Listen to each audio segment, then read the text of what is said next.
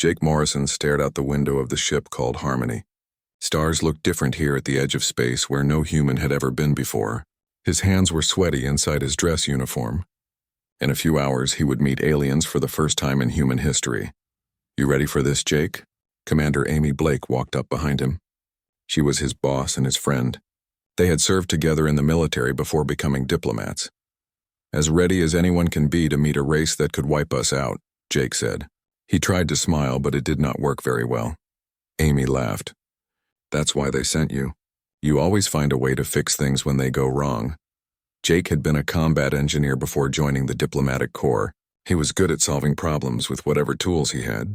The brass thought this might help when dealing with aliens who had technology far beyond anything humans possessed.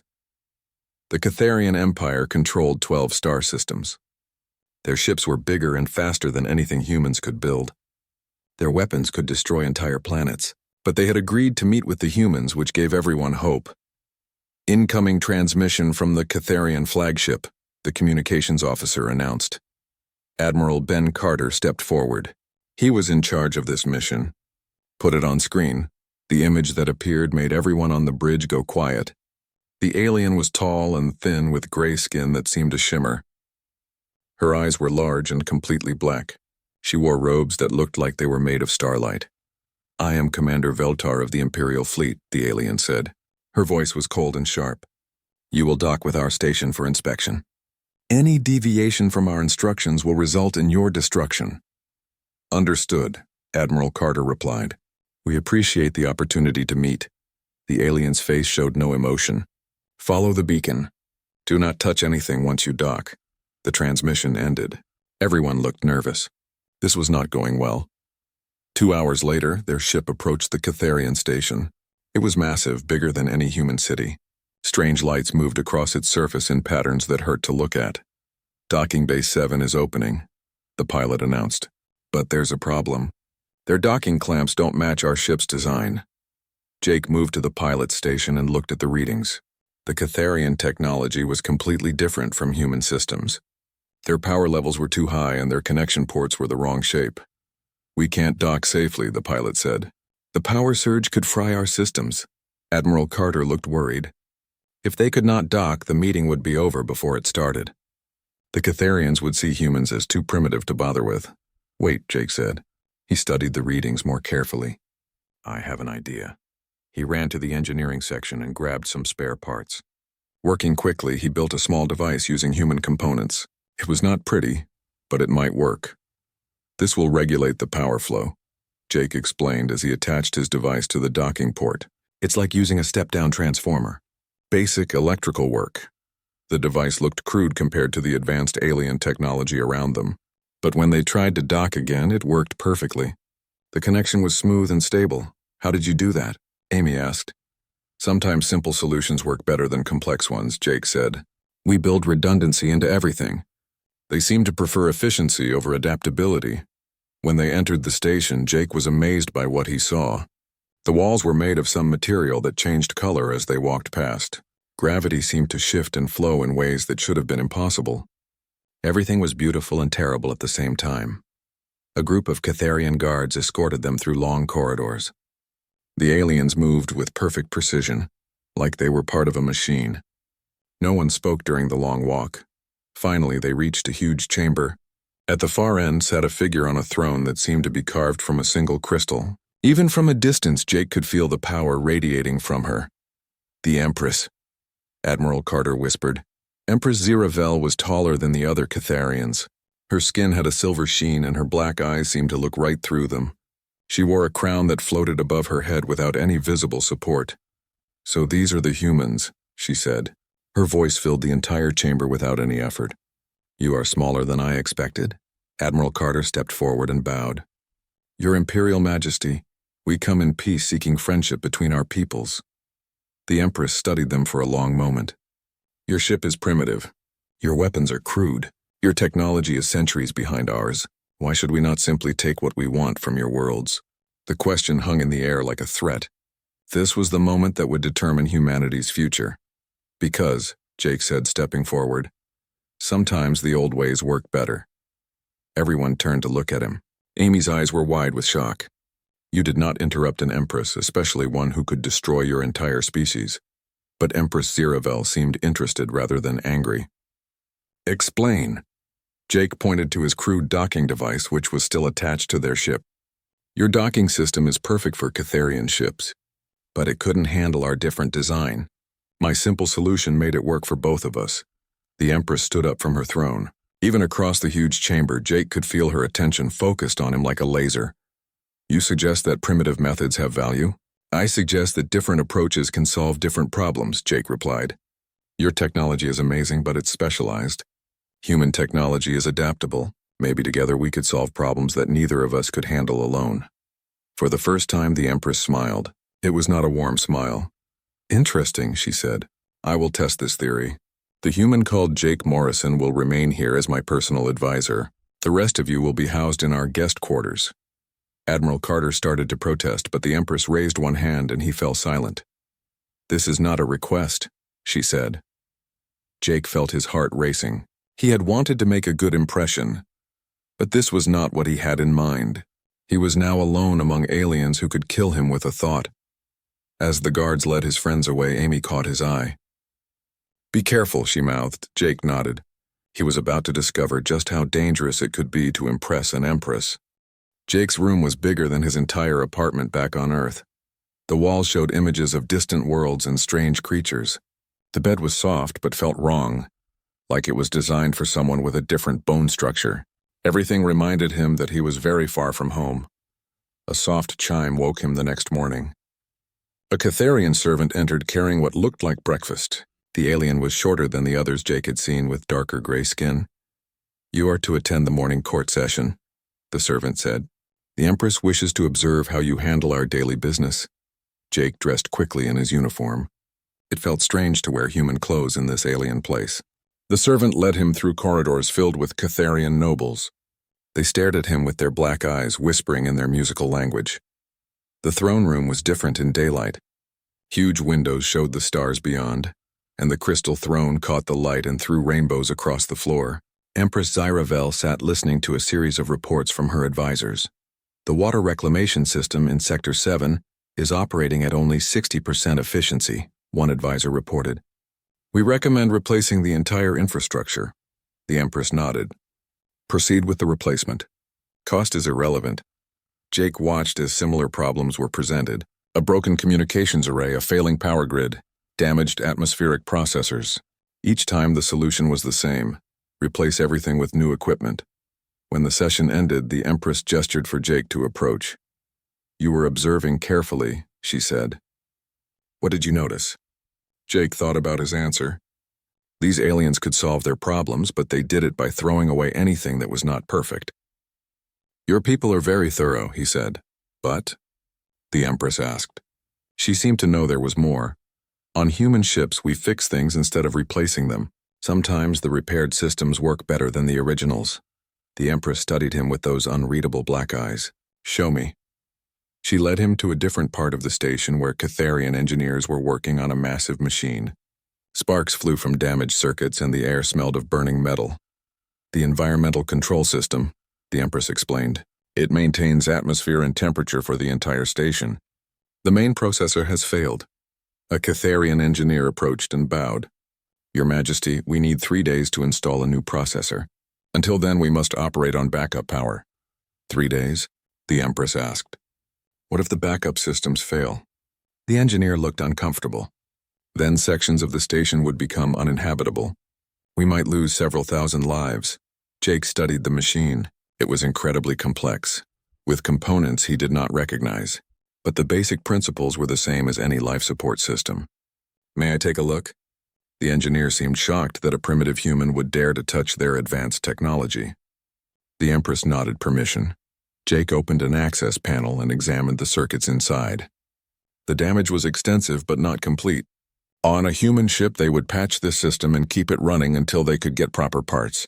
Do you have any spare components? Jake asked. Only basic maintenance supplies, the engineer replied. Jake smiled. Basic is perfect. He spent the next 4 hours working inside the machine. The Catharian engineers watched in amazement as he rerouted power circuits, bypassed damaged sections, and connected components in ways they had never considered. The work was dirty and difficult. Jake's uniform was soon covered in grease and his hands were cut from handling sharp metal. But slowly the machine began to respond. Power levels are stabilizing, one engineer reported. Atmospheric processing is back to 80% efficiency. How long will this repair last? The Empress asked. Jake wiped sweat from his forehead. Maybe a few months. Maybe a year. It depends on how hard you push the system. And then you fix it again. Or you build something better using what you learned from the breakdown. The Empress was quiet for a long moment. Your people accept imperfection? We expect it, Jake said. Nothing lasts forever. The trick is to keep things working long enough to matter. That evening, Jake was summoned to the Empress's private chambers. The room was smaller than the throne room, but much more comfortable. Real books lined the walls and soft music played from hidden speakers. You saved thousands of lives today, the Empress said. She had changed from her formal robes into something that looked almost casual, almost human. Just doing my job, Jake replied. Your job is to be a diplomat. What you did today was engineering. Jake shrugged. Sometimes they're the same thing, finding ways to make different systems work together. The Empress poured 2 glasses of a liquid that glowed faintly blue. Try this. It's safe for human consumption. The drink tasted like starlight and electricity. Jake felt warmth spread through his chest. My advisors think you're dangerous, the Empress said. Am I? Perhaps. You make me question things I have always believed. She moved closer. Tell me about your homeworld. Jake described Earth, the blue oceans, the green forests, cities full of people working together to solve problems. He talked about democracy and freedom, about second chances and new beginnings. Your people choose their own leaders? The Empress asked. Every few years. If we don't like how they're doing, we pick someone else. And this works? Usually. Sometimes we make mistakes, but we learn from them. The Empress was quiet for a long time. I have ruled for 300 years. I have never made a mistake. Maybe that's the problem, Jake said, then immediately wondered if he had gone too far. But the Empress laughed. It was a sound like silver bells ringing. You are either very brave or very foolish. Probably both. As the evening continued, Jake began to see past the Empress's cold exterior. She was lonely, he realized. Surrounded by advisors who told her only what she wanted to hear, responsible for billions of lives across 12 star systems. Why did you really ask me to stay? Jake asked. The Empress looked out the window at the stars. Because in 300 years you are the first person to tell me I might be wrong about something. And you did it while saving my people's lives. Jake felt a chill that had nothing to do with the alien air conditioning. This was getting complicated in ways he had not expected. Your Majesty, he began. Ziravel, she corrected. In private you may use my name. Ziravel, I think there are some things we need to discuss. About why humans are really here, and what my people want from this relationship. The Empress smiled again, but this time it was different. Sharper. Oh, Jake Morrison. I know exactly why your people are here. The question is whether you understand why I want you to stay. Before Jake could ask what she meant, a Catharian guard appeared in the doorway. Your Majesty, General Vextar requests an immediate audience. He says it concerns the human prisoner. The warmth vanished from the Empress's face. I will see him now. As they left the private chambers, Jake realized his situation had just become much more dangerous. He was no longer just a diplomat trying to make peace between two species. He was a piece in a game he did not understand, played by beings who had been plotting for centuries. And somewhere in the station, General Vextar was making plans that probably did not include keeping Jake alive. General Vextar was everything Jake had expected from a Catharian military officer. Tall, cold, and radiating the kind of controlled violence that made smart people step back. His uniform was covered in symbols that probably meant he had conquered entire worlds. Your Majesty, the general said, bowing precisely, I must speak privately about the human security risk. The Empress gestured toward a side chamber. Jake will join us. His insights may prove valuable. Jake did not miss the flash of anger in the general's black eyes. This was not what Vextar had planned. The side chamber was smaller and darker than the main room. Ancient weapons hung on the walls like museum pieces, except Jake suspected they could still kill him quite effectively. The human has been here 3 days, General Vextar began. He has accessed critical systems, observed our military installations, and gained knowledge of our infrastructure weaknesses. He repaired our environmental system, the Empress replied calmly. He saved thousands of lives. He created a dependency on primitive human methods. What happens when his crude repairs fail? Jake started to defend his work, but the Empress held up one hand for silence. General, your concerns are noted, but Jake has proven his value to the Empire. Has he? Vextar's voice became softer, which somehow made it more threatening. Or has he simply convinced you to trust an enemy who studies our defenses while pretending to help? The accusation hung in the air. Jake realized this was about more than military security. This was about the general's own position and power. I think, the Empress said slowly, you forget your place, Vextar. The temperature in the room seemed to drop 10 degrees. The general's face went completely blank. Forgive me, Your Majesty. I serve only the Empire's safety. As do I. Jake will continue as my advisor. This discussion is over.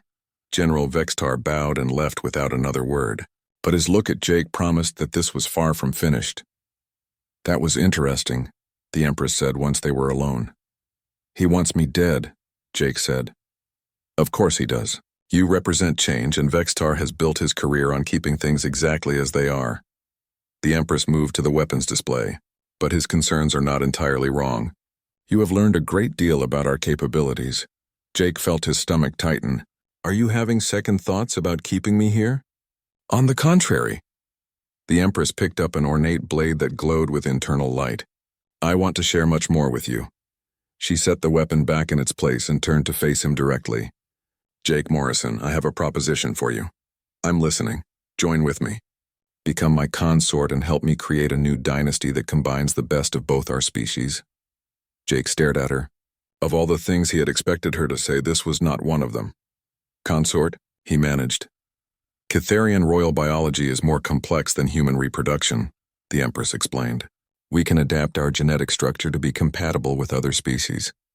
The offspring would possess Catharian longevity and mental abilities, combined with human adaptability and innovation. Jake's mind raced. This was not romance. This was selective breeding on an imperial scale. You want to use human genetics to strengthen your bloodline, he said. I want to create children who could rule an empire that spans galaxies, instead of merely star systems. The Empress stepped closer. Consider the possibilities, Jake. Your descendants could live for thousands of years, commanding technology and resources beyond human imagination. And what happens to regular humans in this future? The Empress paused. They would be protected, of course, as valued members of the Empire. Jake caught the slight hesitation. Protected from what? From themselves. From the chaos that comes with unlimited freedom. From the wars and suffering that plague every primitive species. There it was, the truth behind the offer. Humans would be preserved like rare animals in a zoo, while hybrid children ruled over them. I need time to think about this, Jake said. Of course, but not too much time. The Empress's smile was beautiful and terrifying. 3 days, Jake. Give me your answer in 3 days. And if I say no, then you will discover that there are fates worse than death, starting with watching your friends die very slowly. Jake felt cold spread through his chest. This was not a request. It was an ultimatum. I understand, he said. I hope you do. Because I have grown quite fond of you, Jake Morrison. It would sadden me to have to demonstrate the consequences of disappointing an Empress. That night, Jake lay awake, staring at the alien ceiling. The Empress had made her position clear. He could become her consort and help her create a hybrid dynasty, or everyone he cared about would die horribly. But there was something else bothering him. During his time on the station, he had noticed things that did not quite fit together. The way Catharian technology worked was incredibly advanced, but also somehow rigid.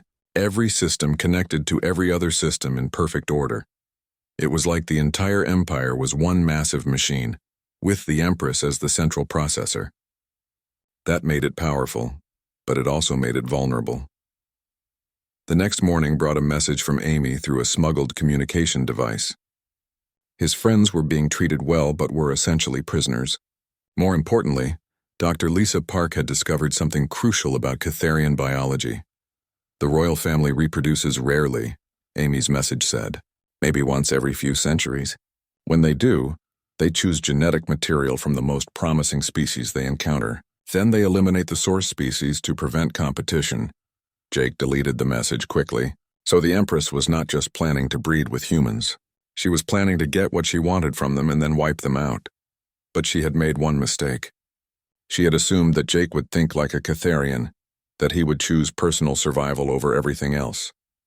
She did not understand that humans were willing to sacrifice themselves for their friends, their families, and their ideals. Jake began to plan. The Empress wanted 3 days.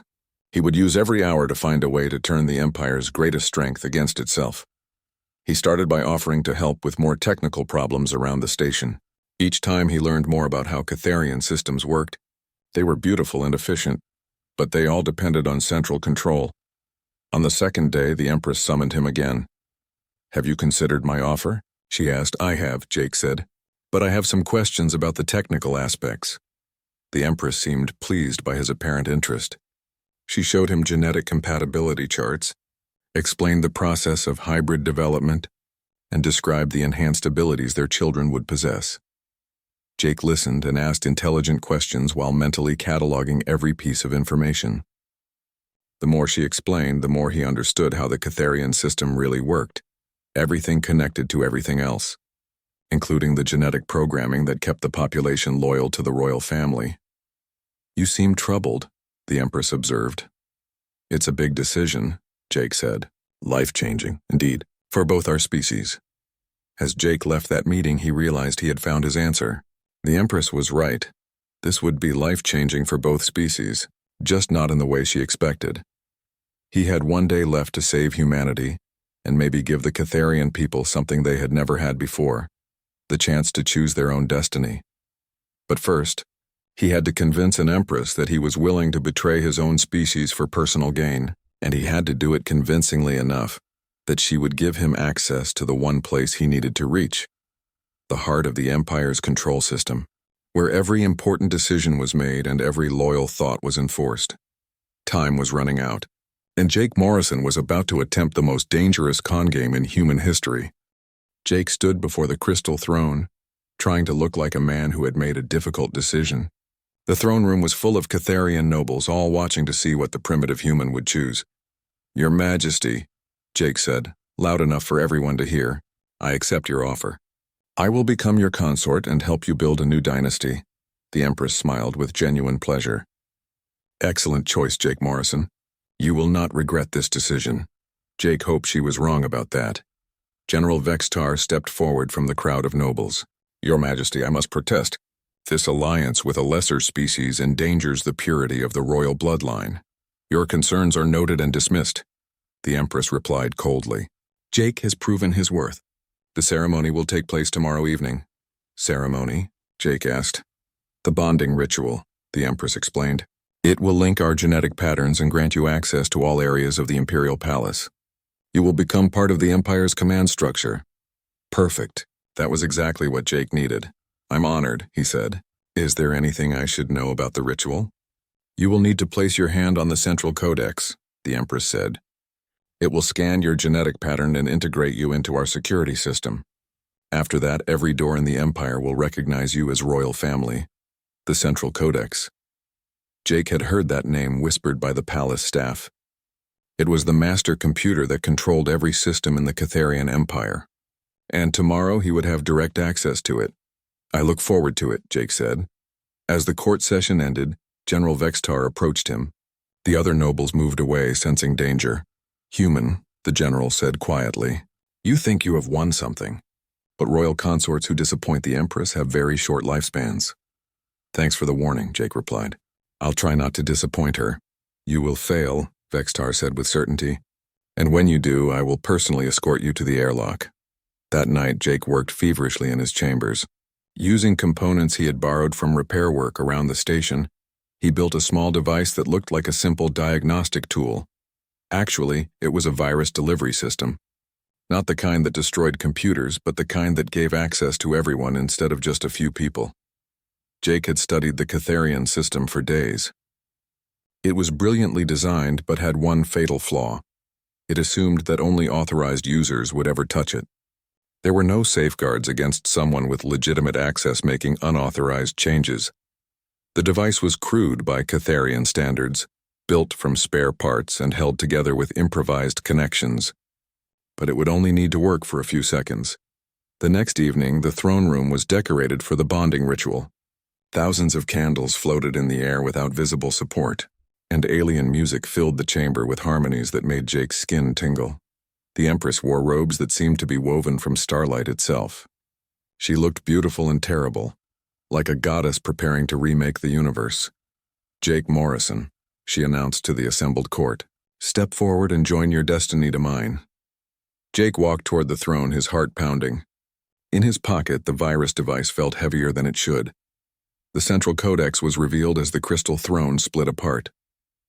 Inside was a column of pure light surrounded by flowing data streams. It was the most beautiful and terrifying thing Jake had ever seen. "Place your hand here," the Empress instructed, pointing to a glowing section of the column. Jake reached out slowly. This was it, the moment that would determine whether humanity lived or died. His hand touched the light. Immediately, data flooded through his nervous system. He saw the entire Catharian Empire laid out like a map. 12 star systems, millions of ships, billions of citizens, all connected to this single point of control. And he saw something else.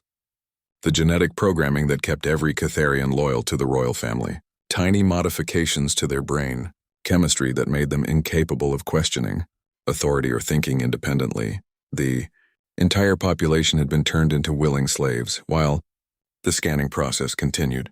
Jake slipped his virus device against the base of the column. No one noticed the small addition among all the flowing lights and data streams. "The bonding is complete," the Empress announced. "Jake Morrison is now part of the royal family, with all the privileges and responsibilities that entails." The assembled nobles cheered, though Jake suspected many of them would have preferred to see him thrown out an airlock. As they left the throne room, the Empress took his arm. "How do you feel?" she asked. "Different," Jake said truthfully. He could sense the vast network of the Empire flowing around him like a river of information. "You now have access to any system in the Empire," the Empress said. "Ships, weapons, communication networks, even the genetic modification facilities. Use this power wisely." "I will," Jake promised. What the Empress did not know was that Jake's virus was already spreading through the network. It would take a few hours to reach every system, but when it did, something unprecedented would happen. Every Catharian citizen would suddenly be able to access the same information that had been restricted to the royal family. They would learn about their own genetic programming. They would discover that they had been slaves without knowing it, and they would finally be able to choose their own path. The next morning, reports began flooding in from across the Empire. Citizens were accessing restricted databases, asking questions that had never been asked before, and making decisions without waiting for approval from their superiors. "What is happening?" the Empress demanded as her advisors brought increasingly urgent reports. "Unknown malfunction in the central systems," one advisor reported. "All access restrictions have been removed. Every citizen can now view royal-level information." The Empress turned to Jake with narrowed eyes. "Did you do this?" "I don't understand," Jake said, trying to look confused. "How could I have done anything? I just put my hand where you told me to." But the Empress was too intelligent to be fooled for long. "Show me your quarters, now." In Jake's room, she quickly found the spare components he had used to build the virus device. Her face went completely cold. "You clever little primitive," she said softly. "You used the bonding ceremony to plant a virus in my systems." "I solved a problem," Jake said. "Your people were slaves and didn't know it. Now they can choose freedom." "Freedom?" The Empress laughed, but there was no humor in it. "Do you know what freedom means for a species like the Catharians? War, chaos, the destruction of everything we have built. Maybe. Or maybe they'll surprise you." More reports came in throughout the day. Instead of chaos, something unexpected was happening. Catharian citizens were organizing themselves, forming councils, and working together to solve problems. They were not destroying their civilization. They were transforming it. "Impossible," the Empress whispered as she read the reports. "Humans learned democracy a long time ago," Jake said. "Maybe Catharians can learn it too." But even as he spoke, alarms began sounding throughout the station. General Vextar was making his move, using the confusion to seize control of the military. All royal family members are to be detained for their own protection. The general's voice echoed through the corridors. The Empire will be restored to proper order. The Empress looked at Jake with something that might have been respect. You have destroyed my empire, Jake Morrison. I hope you can live with the consequences. Outside, the sound of marching feet grew louder. Vextar's soldiers were coming, and Jake was about to discover whether his faith in democracy could survive a military coup. The doors to the Empress's chambers burst open. General Vextar entered with a squad of armed soldiers, their weapons already powered and ready to fire. Your Majesty, Vextar said with false courtesy, I am here to protect you from the human terrorist who has infected our systems. Stand down, General, the Empress commanded. I gave no order for armed intervention. With respect, Your Majesty, you are no longer capable of making such decisions. The human has clearly compromised your judgment. Jake watched the standoff between the two aliens. The Empress had absolute authority, but Vextar had the guns. It was a classic power struggle that could only end one way. The human will be executed immediately, Vextar continued. Then we will restore the proper order to the Empire. You forget yourself, General, the Empress said coldly. I am still your ruler.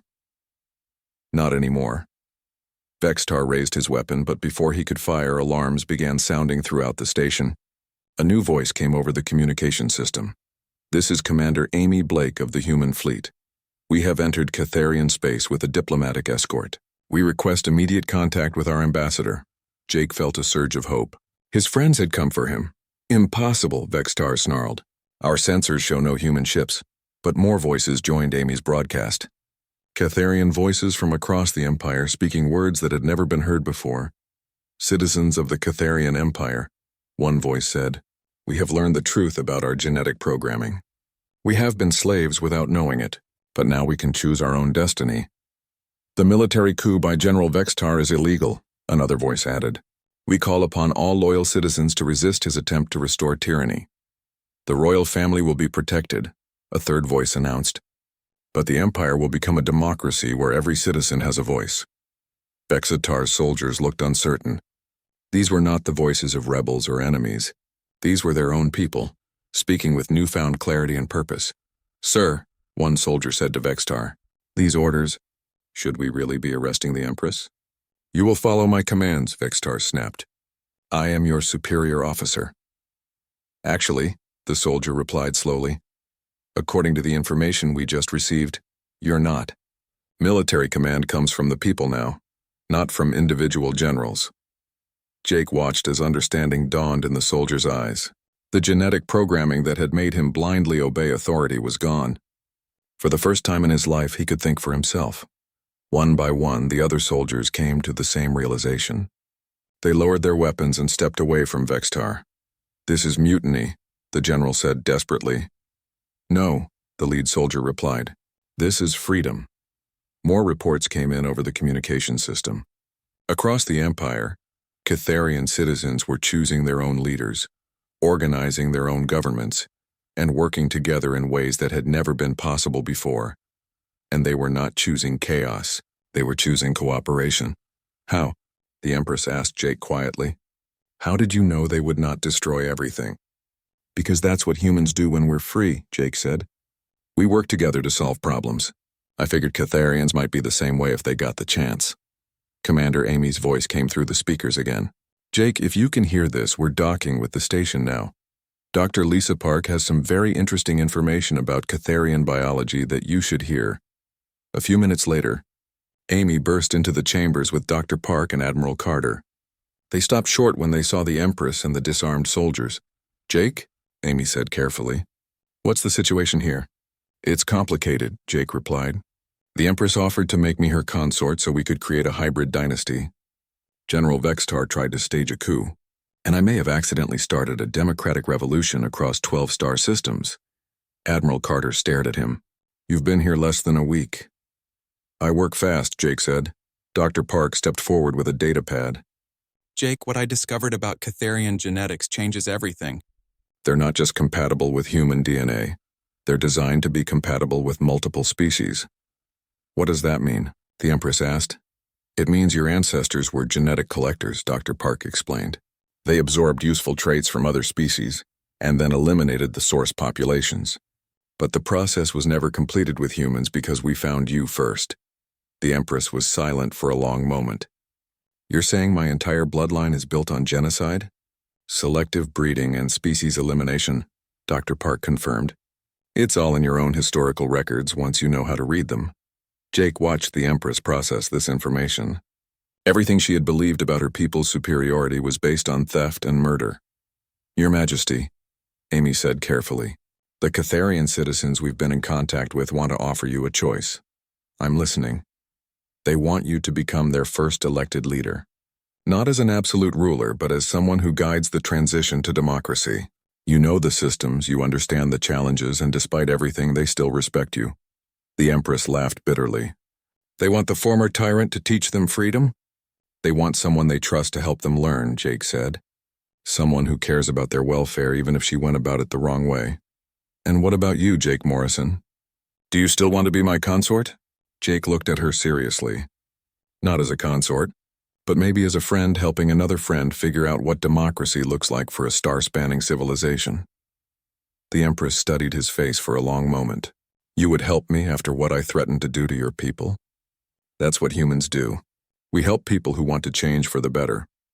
General Vextar, who had been silent during this exchange, suddenly spoke up.